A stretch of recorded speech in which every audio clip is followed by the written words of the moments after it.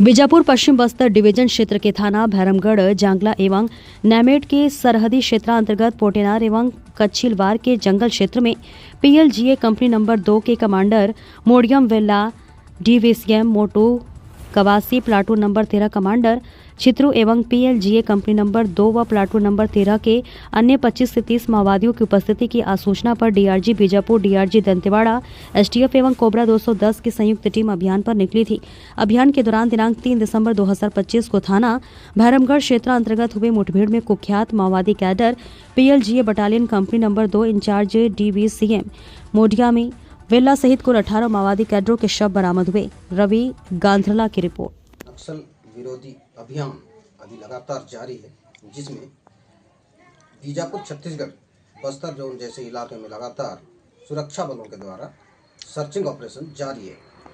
लिहाजा प्रतिदिन आए दिन नक्सल विरोधी अभियान के तहत नक्सलियों को ढेर किया जा रहा है। हाल ही में जैसे कि देश के कुख्यात नक्सली माड़वी हिडमा को मार गिराया गया था, जो कि छत्तीसगढ़ और तेलंगाना के सीमावर्ती क्षेत्र में तेलंगाना के सुरक्षा कर्मियों के द्वारा।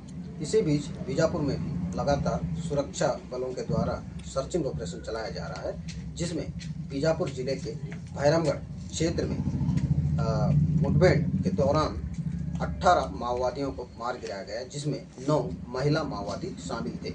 और उसमें एक ऐसे माओवादियों का नाम भी निकलकर सामने आ रहा है कि जो कि बड़े कैडर के नक्सली थे, जो पीएलजीए प्लाटून कमांडर 2 के नक्सली थे, जिनका नाम वेल्ला मोडियम बताया जा रहा है, जिस पर सरकार के द्वारा 10 लाख का इनाम भी घोषित किया गया था। उसे भी सुरक्षा बलों के द्वारा मार गिराया गया है। साथ ही लगातार ऑपरेशंस जारी हैं और ऑपरेशंस किया जा रहा है। इसी बीच सुरक्षा कर्मियों के लिए भी एक नुकसान की बात है, जिसमें 3 जवानों का शहादत हुआ है उस मुठभेड़ के दौरान, जहां 18 माओवादियों को मार गिराया गया था।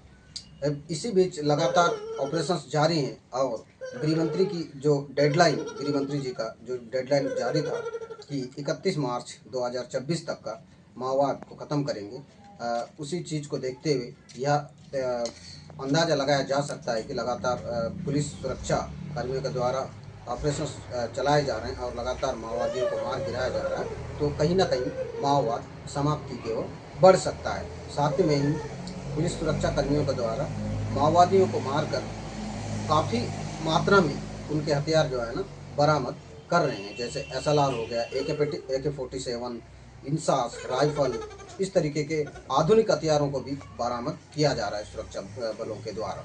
और ये जो मुठभेड़ हुआ था इस मायने में भी बहुत इम्पोर्टेंट है, क्योंकि वेस्ट बस्तर डिवीज़न जैसे जानते हैं कि उसमें 4 एरिया कमेटी आते हैं। उसमें भैरमगढ़ और जो गंगूर एरिया कमेटी है, उसमें कंपनी नंबर 2 मोस्टली काम करती थी इस एरिया में।